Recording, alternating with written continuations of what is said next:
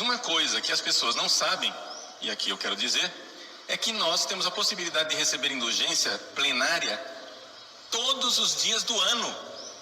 Papa Paulo VI publicou, né, o Constituição Apostólica sobre as Indulgências, em 1967. E o Papa coloca lá 70 orações indulgenciadas. Algumas delas que a pessoa consegue indulgência plenária. Né? Só tem dois tipos de indulgência, parcial ou plenária.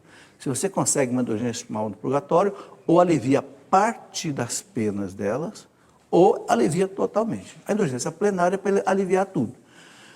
A gente pode, uma vez por dia, de acordo com o manual das indulgências do Papa Paulo VI, a gente pode, uma vez por dia, conseguir uma indulgência para uma alma do purgatório, ou para a nossa alma. Não pode ser para a alma de uma pessoa viva. O que é preciso? Ou faz meia hora de leitura bíblica, né? Alexio Divina, a leitura bíblica meditada, orante. Ou você reza o terço em família, diante de um oratório ou numa comunidade. Ou você faz a via sacra na igreja, naqueles quadrinhos todos. Ou você faz meia hora de adoração ao Santíssimo diante do sacrário, ou diante do Santíssimo Expor. Então, um desses 4 exercícios espirituais supra a 4ª condição. Então, repetindo rapidamente, confissão, comunhão, não precisa ser uma confissão para cada vez. Pode ser uma confissão para o mês inteiro, por exemplo. Comunhão, sim, uma para cada dia.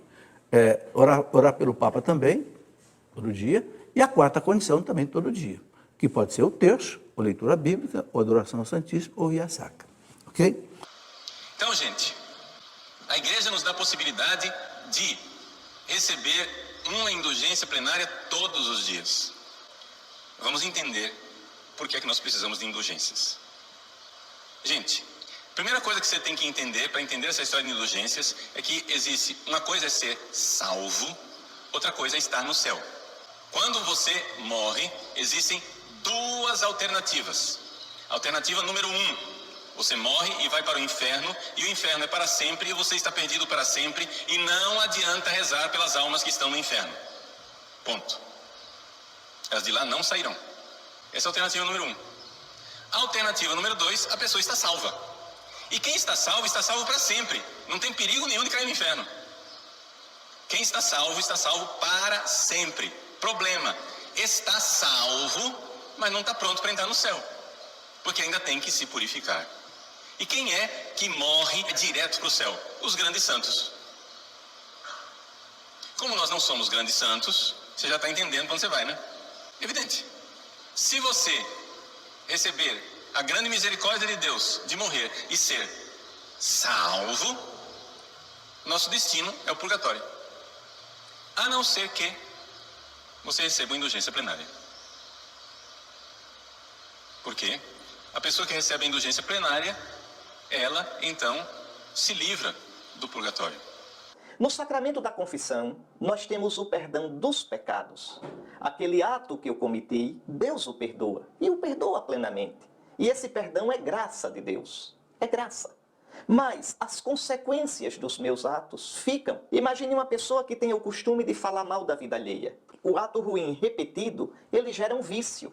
O que é o vício? É a atitude negativa, a atitude errada, o costume errado, para usar a linguagem bem própria da filosofia e da teologia. O hábito mau, vício é um mau hábito. O ato de tão repetido gera um hábito. Se o hábito for bom, ele é chamado virtude. Um hábito ruim, ele é chamado vício. Então, a pessoa que tem o vício de falar mal da vida alheia, a Escritura diz que nada de impuro comparece diante de Deus. Então, imagine uma pessoa que a vida todinha não combateu determinado mau hábito, determinado vício. Cometia o pecado, se confessava arrependido, mas não fez o que devia com aquela força, aquele empenho, para realmente vencer aquele vício. Aquilo ficou incrustado nela. Se ela não arrancou aqui, pela penitência, a oração, a ascese, vai ter que arrancar na outra vida, no purgatório, no estágio purgatório, no estado purgatório, para poder encontrar o Cristo plenamente. Para o inferno não vai. Pediu perdão, se arrependeu de verdade, teve a pena eterna perdoada. Mas também contemplar a Deus face a face desse jeito, impossível. Nesse encontro mesmo com o Senhor, que é um fogo devorador, e esse fogo é o Espírito Santo, a pessoa vai ter tudo isso queimado. É o purgatório. Então, ou você purifica lá, ou purifica já aqui. E deveria purificar aqui. Aqui. Aqui é mais fácil. Aqui, eu vou usar uma metáfora, dói menos. Então, se purifica, repito, pela oração, pela penitência, pelas boas obras, pelo sofrimento suportado com paciência, pela disciplina interior, pela coragem de fugir das ocasiões que podem levar àqueles atos de pecado. Bom, é aqui que entra a indulgência. Veja, eu tenho o pecado perdoado, mas a pena fica. Então, a indulgência, ela me dá, pelos méritos de Cristo e de todo o seu corpo, que é a igreja. Cristo nunca está desvinculado da igreja. Cristo é cabeça da igreja. Então, os méritos de Cristo e de todos os seus santos, o Senhor vem a nós com os seus santos. A igreja, então, que recebeu o poder das chaves, o poder de ligar e desligar, nos dá a possibilidade de ter também o perdão, um alívio dessas penas temporais que eu tenho de expiar. A indulgência me purifica disso. A indulgência é uma ajuda da graça de Deus para que eu tenha essas penas perdoadas.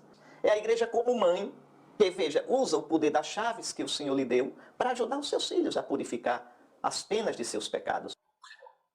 Jesus Cristo, quando deu a Pedro as chaves, ele disse que tudo que você ligar na terra será ligado no céu.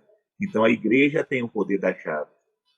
Aquilo que a igreja bate o martelo aqui, nosso Senhor confirma lá em cima, né?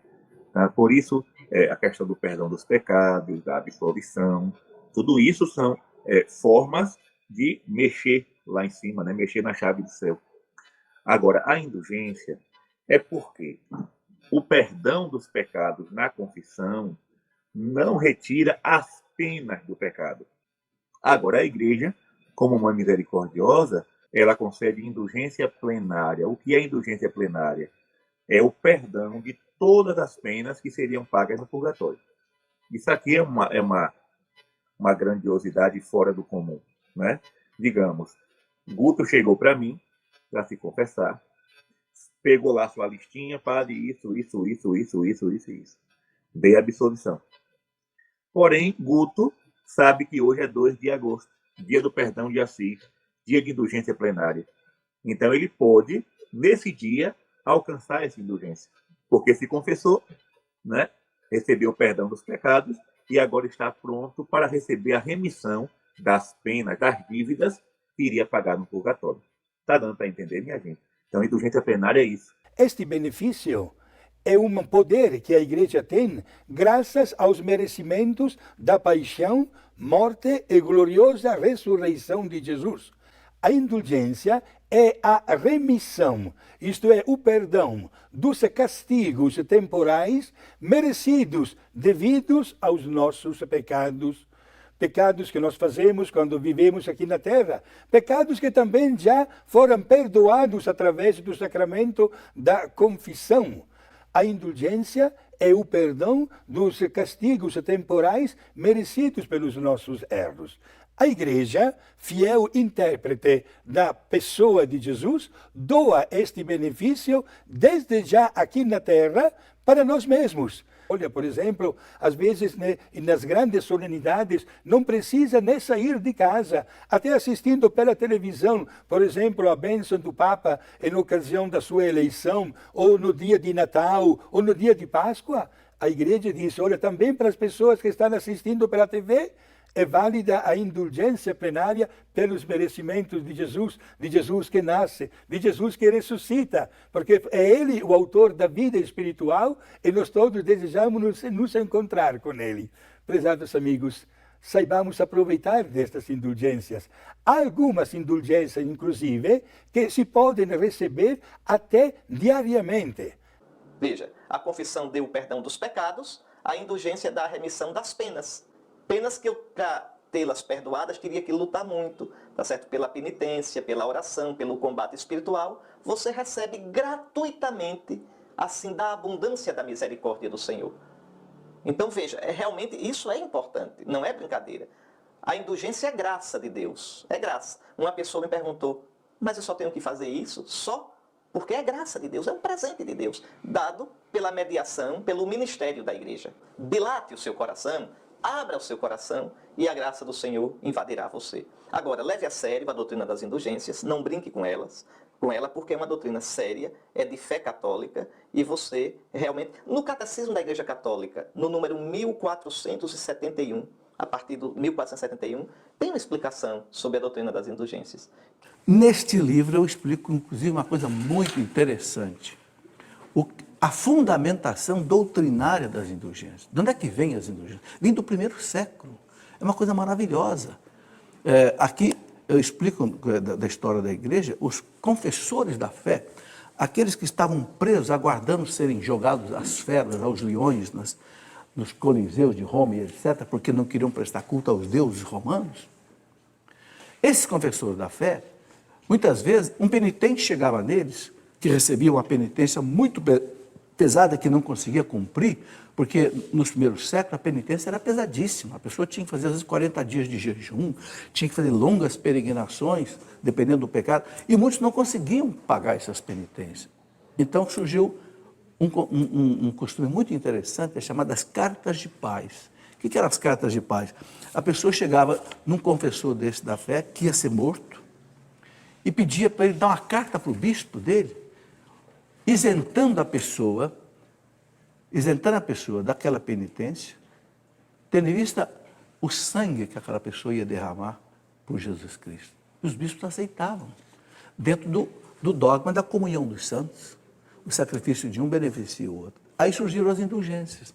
Foi a primeira raiz das indulgências, que até hoje está de pé, nunca foi revogada. Ok? Para receber a indulgência plenária, eu tenho que querer ser santo, rejeitar qualquer pecado, não ter, a igreja usa um termo, não ter apego ao pecado venial. O que é o apego ao pecado venial? É aquele pecado que não é grave, é venial, obviamente, mas que, não, então tanta preguiça, não vou deixar de fazer isso aqui não vou renunciar a isso aqui não, isso aqui... Não, tenho que tirar, pedir a Deus que tire de mim. Não significa que eu vou prometer a Deus de nunca mais cometer um pecado venial, não é isso. Mas que eu tenho que ter um desapego a ele. Ou seja, vou me esforçar para evitar cometer pecados veniais. Justamente porque eu estou querendo ser santo, né? Querendo ser santo. Não só ser salvo, que já é tudo, né? Mas ser santo. Então, eu tenho que ter essa intenção. Então, a indulgência é plenária. Mas para você recebê-la plenária, você tem que ter as plenas disposições interiores.